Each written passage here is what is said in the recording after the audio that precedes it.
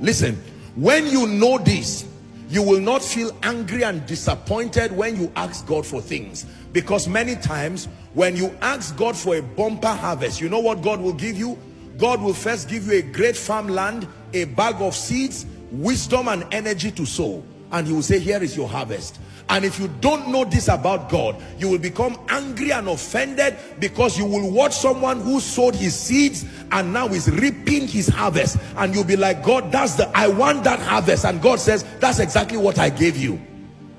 What I'm giving you that you are angry about is what I gave that gentleman. The difference between you and him is that this person recognized that contained within these seeds are the answers to the prayer. Are we together? God, give me an anointing, and he gives you the grace to pray. And he said, but I asked for power. He said, that's exactly what I gave you. He said, but what will I do with the grace to pray? I'm not asking you for grace to pray. I need power now to use for a meeting next week. And God says it doesn't work that way. I can help you and take away shame at the meeting next week. Go by faith. I'll be there with you. But to grow properly, I have granted you your harvest. Father, I want dominion, and he grants you grace to not sleep and snore your way through the night, and says, wake up and study the Bible. He's giving you the seed. Most people do not know how God answers prayers. So when they ask God for a harvest, your vision is seeing a great house, but the seed given to you will be a book of 500 naira, and God will say, I answered your prayer. The next time you say, Father, I've been telling you about this 5-bedroom flat, God will say, I gave you since January. And you say, God, but don't lie to me. I thought a destiny helper would just build the house and give me. God will say, that's exactly what I give you. What did you give me? He says, check your table. That dusty book right there is the seed that will produce that harvest. Listen carefully. I will tell you that many of you, God has answered your prayer. He's not about to answer. It's just that you don't know how answers come, and so you've thrown away the answers. We are going to be looking at the story of the wife of the sons of the prophet.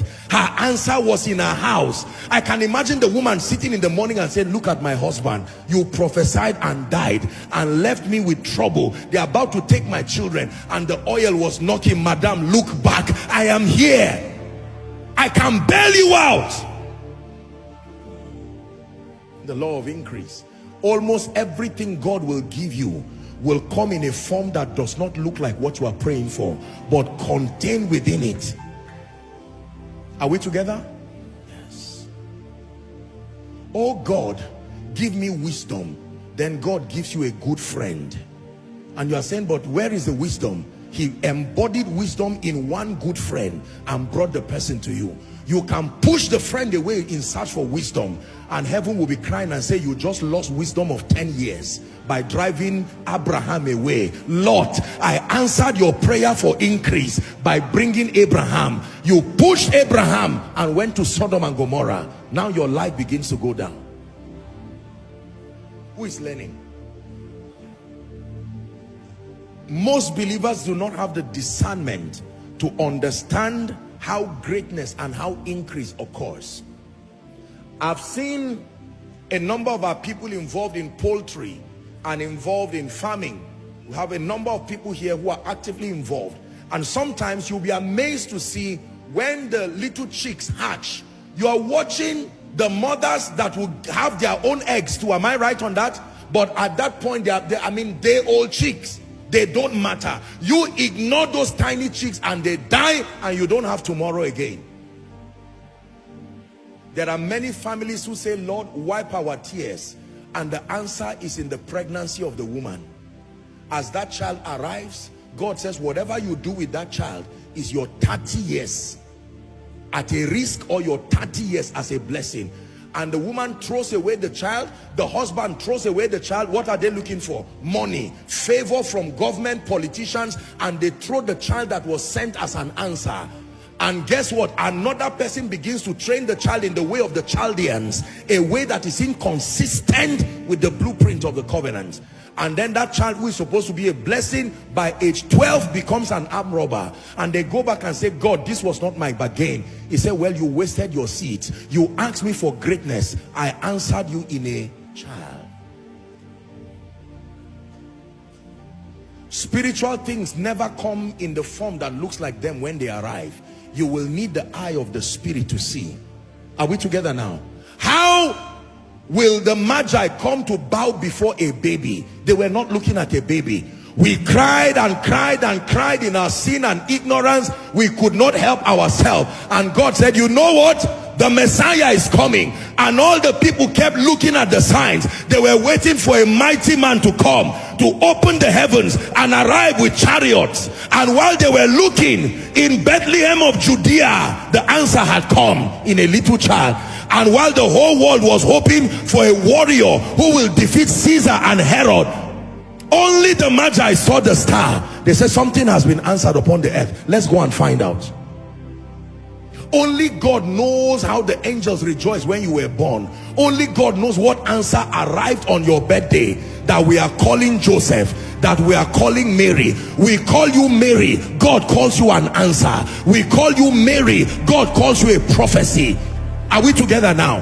That there was a major problem with consecration, a major problem with power, a major problem with wisdom, with technological advancement. And while men prayed, God answered it in a man. He came to his own, and his own received him not, because they were discerning in the flesh. Let me tell you this. I'm digressing for a while. If many families understand this, they will stop the prayer they are praying, because the prayers were answered the day certain children were born. That prayer you see, God help us, take our family out of shame. God said, I have heard it. I have heard it. He answered it by bringing certain people. But because we do not have the eyes to see, we are still praying that prayer till today. For someone, you said, Father, reveal the next level of my life. And God manipulated your NYSC to make sure you came to Abuja. You walked it and walked it and walked it. You still arrived here. You know why? Because that is the answer to the prayer. There is something you will only find in the place of divine placement. Your uncle promised you that you will get a job in some oil company, and God brought you here. And now you are listening. The way of the Spirit is very strange. You have to be a spiritual man to understand how God unfolds the destinies of men. Are we together? For someone, the day you began to pray and say, God, fan this apostolic fire, he answered you by giving you the desire to be an usher. And you say, God, but I mean signs and wonders. He said, that's right. Apply to the ushering department. Because from the ushering department, one day you will become the prayer secretary. And from the prayer secretary, you will be in a vantage position that only that department would have allowed you to be seen. Trust the wisdom of God.